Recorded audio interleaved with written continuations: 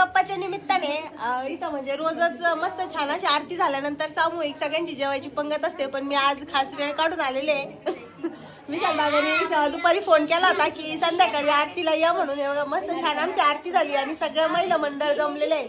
हे सगळं महिला मंडळ रोज जमत असतात बरं का, फक्त माझंच रोज येणं होत नाही. पण आज कसं पाऊस आलेला होता, भाजी पण धुवायला नव्हती, तर त्याच्यामुळे म्हटलं चला सगळ्या महिला मंडळांची आपली भेट होईल. महिला मंडळ कसं वाटतंय?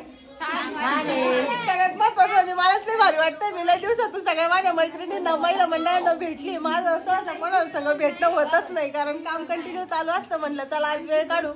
हे पहा तिकडं पुरुष मंडळांचे जेवण बिवणं चालू आहे मस्त, आणि आम्ही महिला मंडळ बसलेलो इकडं.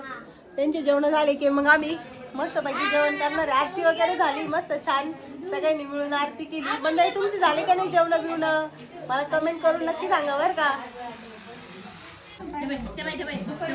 हे पा मंडळी मस्त छान अशा घरात जेवायला पंगत बसलेली आहे महिला मंडळांची. आता पुरुष मंडळांची सगळ्यांची जेवण झालेली आहे. काही जण माग बसले.